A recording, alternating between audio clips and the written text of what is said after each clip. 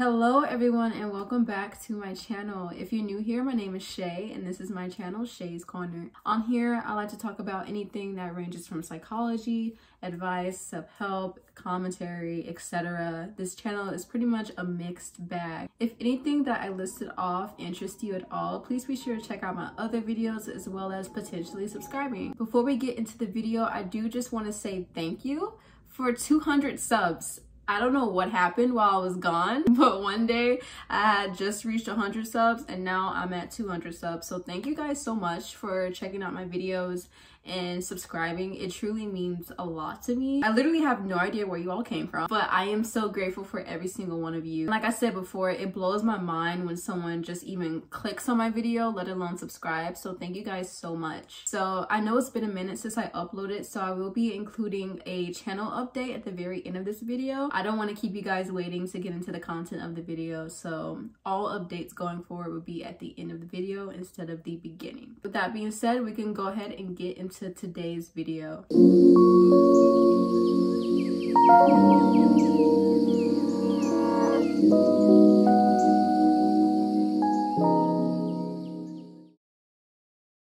I am going to be doing a deep dive into a phenomenon I've been noticing lately with Gen Z, particularly on TikTok, and that is pathologizing. Pathologizing is the practice of seeing a symptom as an indication of a disease or disorder. In mental health, the term is often used to indicate overdiagnosis or the refusal to accept certain behavior as normal. In the mental health field, pathologizing can be harmful for two reasons. One, it reduces all of a person's thoughts, feelings, and behaviors as a symptom of a single disorder, which is usually not the case due to comorbidity as well as the fact that people are just more complex than their disorder. It's also harmful because it takes normal behavior and insists that it's actually abnormal behavior when it's not. And when you do this, you broaden the criteria for a diagnosis. So if most people partake in this normal behavior that's been deemed as abnormal, then most people can be qualified as mentally ill. And then if most people have it, then the severity of the illness itself won't be taken as seriously. So pathologizing is not good. It doesn't benefit anyone to pathologize every single behavior that we as humans have. In this current generation, I've noticed that we have started to pathologize ourselves as well as each other. And this can be just as bad, if not more bad, than mental health professionals doing it. It's become somewhat a trend, particularly on TikTok, for people to speak about their own self-diagnosed or undiagnosed mental illness, attempt to diagnose other people, and just spread misinformation about psychology and mental health disorders in general. In order to dissect this phenomenon, I want to discuss the cultural shift in how we view mental health, the various ways in which pathologizing occurs with ourselves, with other people, as well as taking a deeper look at some of the underlying themes of this trend. I also want to make a note before we get started that all of the ideas discussed today will be coming from a largely Western viewpoint. And as always, I will be including more detailed timestamps below just in case you want to skip around. Mental health, mental wellness, mental health advocacy. All of these terms have become buzzwords in the media, the workplace, and educational settings. More and more people are talking about their mental health struggles and advocating that our psychological well-being be placed just as important as our physical and spiritual well-being. This is a far cry from the once common outlook on mental health as a taboo topic throughout history. The ancient Greeks considered mental health as an imbalance of bodily humors or fluids, and in the Middle Ages, people blamed it on demonic possession. It wasn't until the late 19th century when psychology was born as a scientific study. And even then, we still had a very long way to go between walking the line of superstition and science. So in comparison to its peers, psychology is still a relatively young science. It is rapidly evolving and new discoveries are being made every single year. With that being said, we know more about what we don't know in psychology than what we do know in psychology. However, with the information and knowledge we have gathered so far, we've come a very long way with destigmatizing mental health disorders. Therapy is no longer reserved just for those who are chronically mentally ill. More and more people are actually seeking out mental health services if they can afford it. This is all objectively good. One thing that I love about this generation is that we're all so open with one another, in that we like to shine a light on all the topics that were previously kept hidden. What I find interesting though is that although the stigma around mental health is decreasing, rates of depression and anxiety in younger generations are increasing.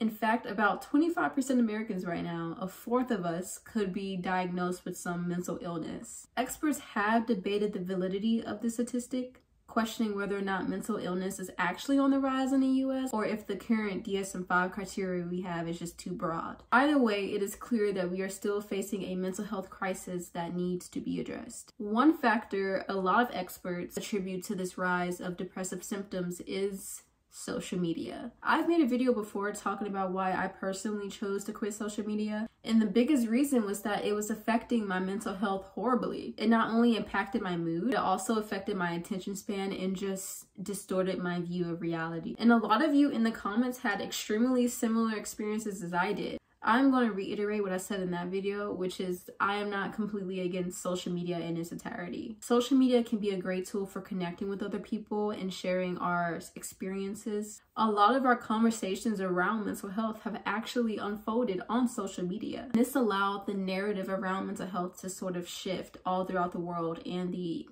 general internet space. But with all of this talking, we are bound to get a variety of conversations about mental health, including not only the good, but the bad and the ugly. So let's talk about the bad and the ugly. In order to continue this conversation, I think it's important to talk about how our view of mental health has shifted on social media specifically. And if we're going to do that, we have to talk about Tumblr. If you were on Tumblr from any time around 2011 to 2015, you may remember seeing these images. During the early 2010s, depression blogging was wildly popular. Many teens and young adults used Tumblr as a way to vent their sadness in a more aesthetically pleasing way. There's an article written by The Atlantic from 2013 that talks about this, titled "Social Media is Redefining Depression." The article discusses the trend of young teens diagnosing themselves with depression and also sort of celebrating it. It states, "This sense of being different, of understanding the world for what it truly is the gratification these teenagers seek.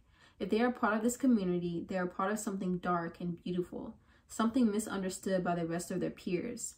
They have depth and secrets that no one else can understand." Under certain tags on Tumblr, these communities were being formed, where depression and anxiety was not only talked about, but glorified. I think it's important to mention some of the popular media with teens around that time, one of them being American Horror Story. The first season of American Horror Story debuted in 2011, and after that, it quickly had the Tumblr depression community in a chokehold. If you haven't watched it, the first season follows the Harmon family, I don't know how to pronounce it. They end up moving into the infamous murder house, which has an extremely dark history and is haunted by countless ghosts. One of these ghosts, Tate, develops a liking for Ben and Vivian's daughter, Violet. Their relationship throughout the season is very turbulent, partly due to Violet's severe depression and self-destructive tendencies, and also because of Tate's own history with mental illness. You could say he was very chemically imbalanced, to put it lightly. This season of AHS captivated the young audience at that time. "Normal people scare me" quotes were literally everywhere. Murder House ended up adding fuel to Tumblr's fire of romanticizing depression and anxiety, as if casting teen heartthrob Evan Peters as Tate and portraying him as this charismatic and sympathetic character wasn't enough. Violet, being the most generic, eventually attractive character that any other depressed teen girl could oppose themselves on, further deepened Tumblr's infatuation with deeming suffering as beautiful. Music artists such as Lana Del Rey, Lorde, Halsey, etc. also became popular during that time. I will note that the sound of all of these artists were very unique and different from one another. However, the lyrical content and messages were all just different flavors of the same angsty youth, if you ask me. This culmination of pop culture influences, social media trends, and the teenage need to belong all resulted in the depression aesthetic of that time. I'm sure you remember the fishnets, the chokers, the grunge, pale aesthetic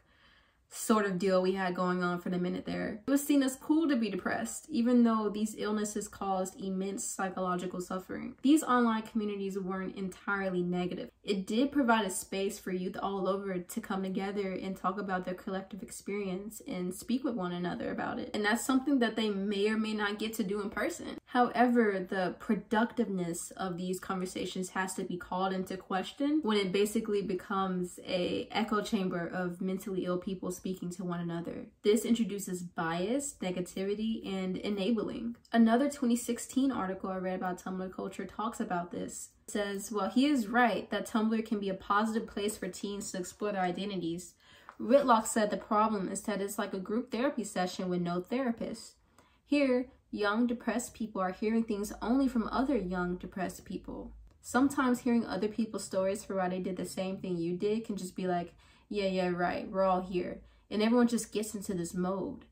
It just gets reinforced over and over again. And this is ironic because social media can serve as this outlet for talking about mental health issues, as well as contributing to those said mental health issues. I would say that this specific brand of romanticizing mental illness kind of died down over time as more and more people began to call out how problematic it was. At some point, Tumblr even came out and put disclaimers at the top of some of these popular tags because of the backlash they were getting for condoning these posts. I've noticed a rebirth, so to speak, in the glorification of mental illnesses on TikTok.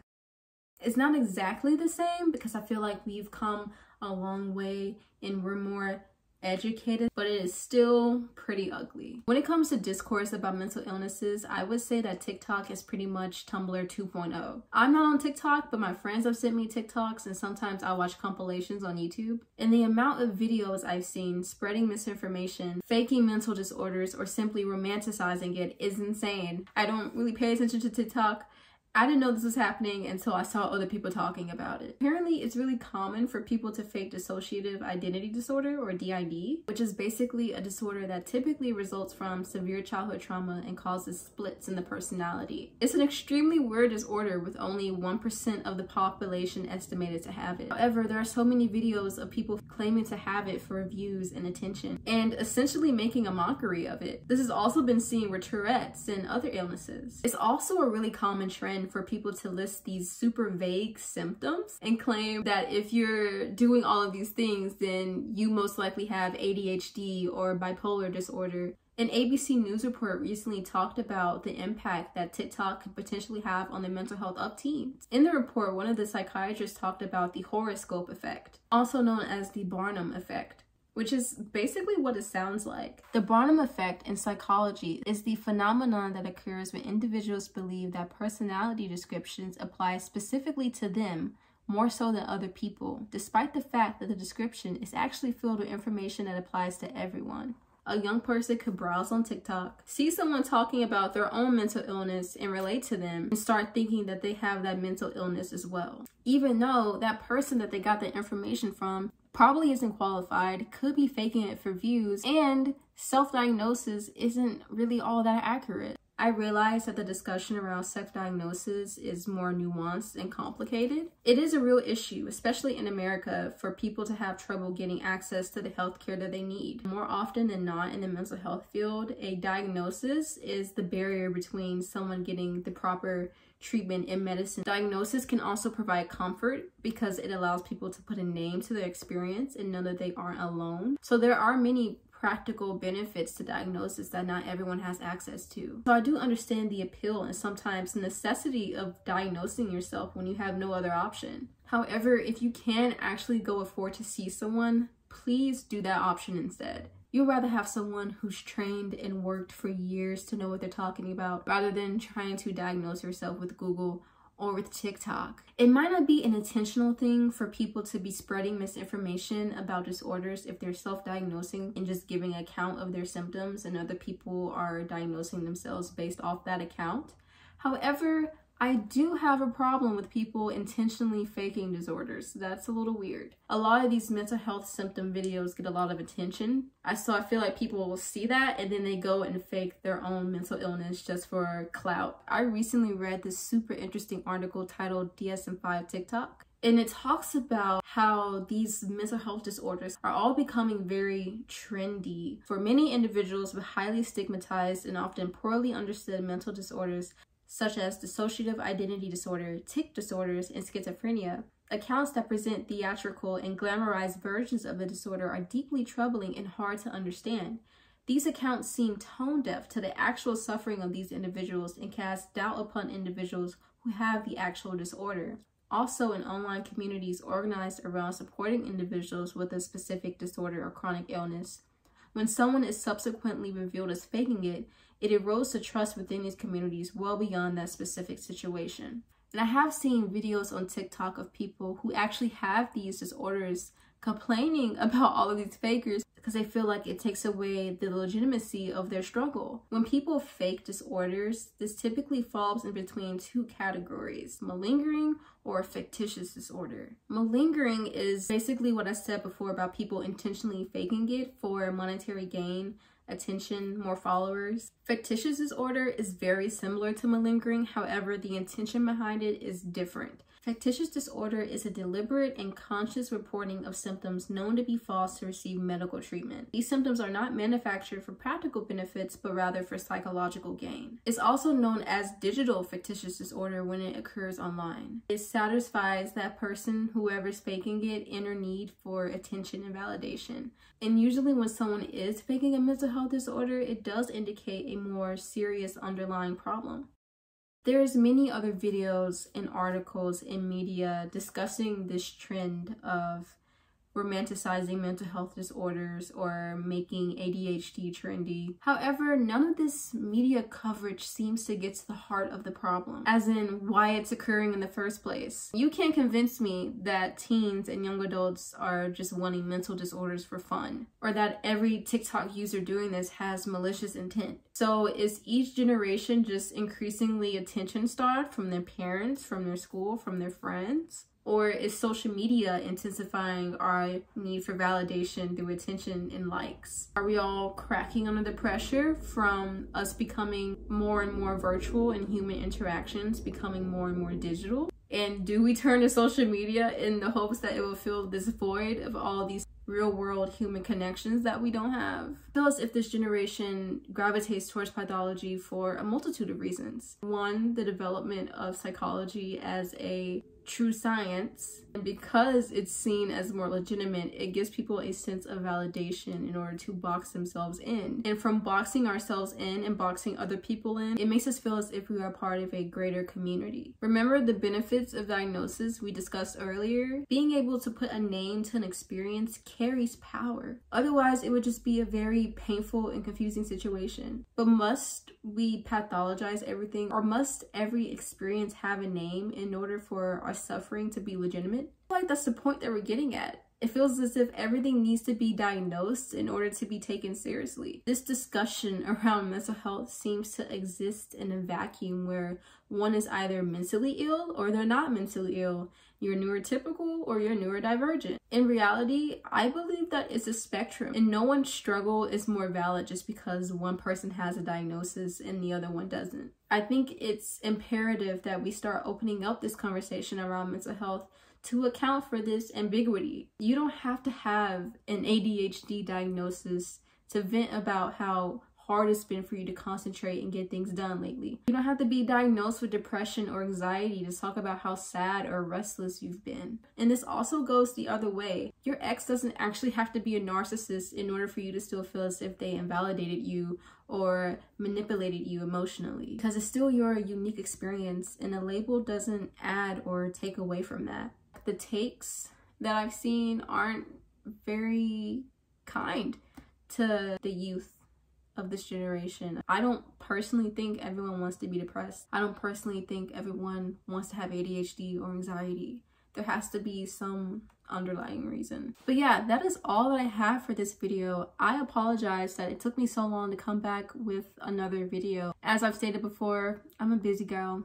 Not gonna elaborate on it. You already know what's up. Also, channel update. I think it's probably best that going forward, I aim for quality over quantity with my videos. I've been struggling with balancing being consistent and being good, and I think in the long run, it'll pay off for me just to have good videos up. I hate putting out videos that I don't feel as if I put my best foot forward in or as much effort as I could have. My uploads may be further apart going forward. I plan to upload at least one other time this month. A little further in between. I'm sorry if that disappoints anyone.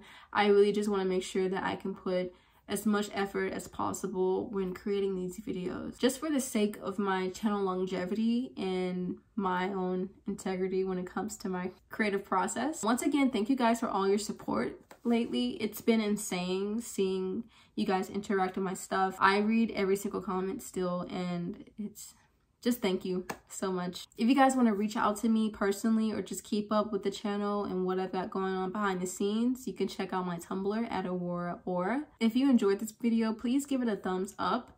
It took a lot of effort, it took a lot of research, so I hope that you guys did like it. I hope you guys are having a good day or night wherever you are, and I will see you in my next video. Peace out.